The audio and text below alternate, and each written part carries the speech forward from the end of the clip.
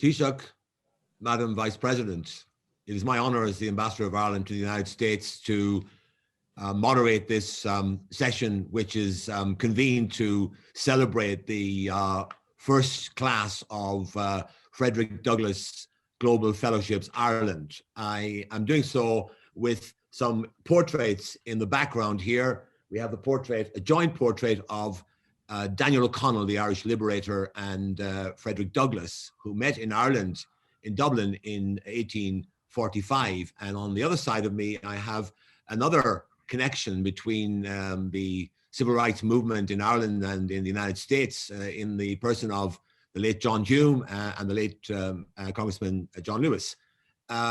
So the purpose here is to enable you, Taoiseach and Madam Vice President, to meet with the fellows who have gathered here and to hear from also from our partners in the Council for International Education Exchange, and indeed also to hear from the artist Nicholas Smith, and last but not least, Nettie Washington Douglas, the great-great-granddaughter of Frederick Douglass. But first of all, Taoiseach, if I may hand over to you to say a few words about this exciting new program that we have decided to support this year. Thank you, Ambassador Micheál, and I am delighted to have this opportunity to meet with the inaugural class of Frederick Douglass Global Fellows Ireland. Arriving in my hometown of Cork 175 years ago, Frederick Douglass was greeted with a song whose refrain ran, "Now céad míle fáilte to the stranger, free from bondage, chains and danger." From Ireland today, I want to wish you all a céad míle fáilte, which means 100,000 welcomes. Douglass spent 4 months touring our island. As he ready to leave, he reflected that they had been amongst the happiest moments in his young life. He said he had undergone a transformation and lived a new life. He had encountered severe suffering, but he had experienced kindness and respect. With poignancy, he said, "I find myself not treated as a color, but as a man, not as a thing, but as a child of the common Father of us all." What he did not and could not know was that 175 years later, his legacy would be very much alive in Ireland. He gave to Ireland every bit as much as he took with him as he left. The Ireland Douglass visited was on the cusp of tragedy. The Great Irish Famine, which began that year, killed more than 1 million people and drove as many again to become immigrants fleeing Ireland. President Biden's ancestors amongst them. 175 years on, ours is no longer a country of mass emigration. We are lucky now that the greater flow of people is into Ireland, not out.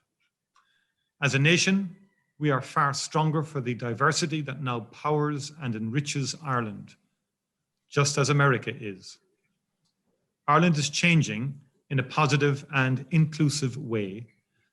As we do so, we are inspired by Frederick Douglass and what he stood for.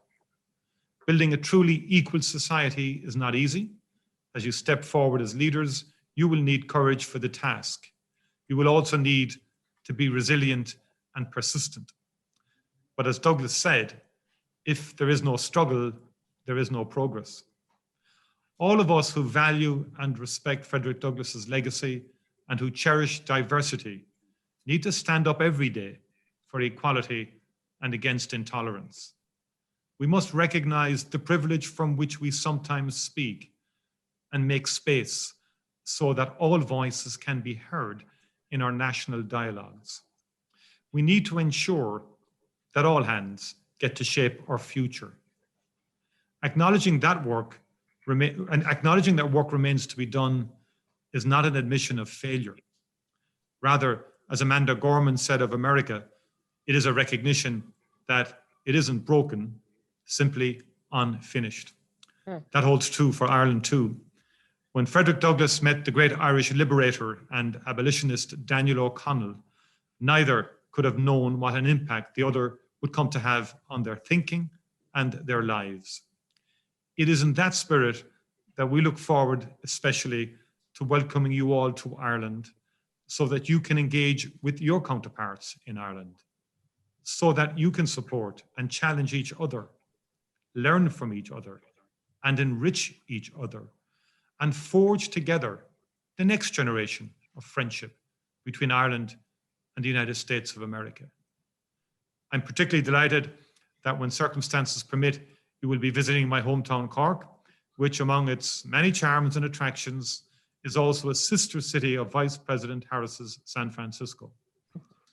There you will see a plaque to mark the visit of Frederick Douglass, and indeed a less formal but much loved street mural of Douglass.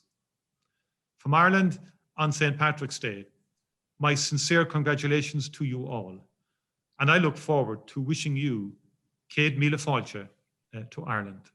Thank you. Madam Vice President, would you like to say a few words to the fellows, the Frederick Douglass Fellows? I will. Thank you, Mr. Ambassador, and happy St. Patrick's Day to everyone gathered here. I'm looking at the screen to see all of the faces of our young leaders. I'm so proud of you. I'm so proud of you.